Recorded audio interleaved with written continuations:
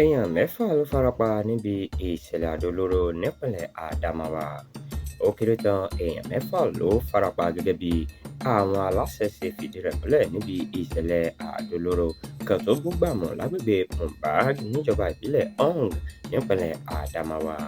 Nígbà tó ń bá àwọn oníròyìn sọ̀rọ̀, alága ìjọba ìbílẹ̀ Hong Usman Onuwa ní ohun tó dájú ni pé àwọn agbésùnmọ̀mí Boko Haram ló ṣe ìkọlù yìí látàrí ìkọlù tí wọ́n ṣe níbẹ̀rẹ̀ oṣù yìí eléyìí tí èèyàn 14 ṣe sábàbí rẹ̀.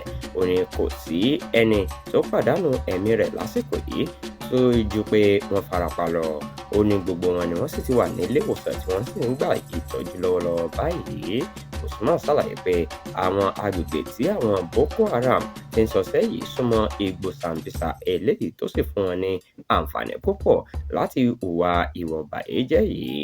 Ó fi kún ọ̀rọ̀ rẹ̀ pé àwọn ọmọléeṣẹ́ ológun orílẹ̀-èdè yìí àti àwọn fìjìláńtẹ́ ti bẹ̀rẹ̀ sí káàkiri àwọn agbègbè yìí láti lè fòpin sí àwọn agbésùnmọ̀mí ọ̀hún.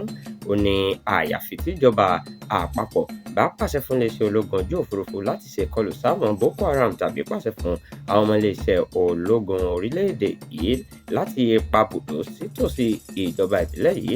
Láì jẹ́ bẹ́ẹ̀, àwọn agbébọn yìí yóò tún padà wá. Ṣùgbọ́n títí di àkókò tí à ń kó ìròyìn yìí jọ, iléeṣẹ́ ọlọ́pàá ìpínlẹ̀ náà kò tíì fi ìdí ìṣẹ̀lẹ̀ náà múlẹ̀.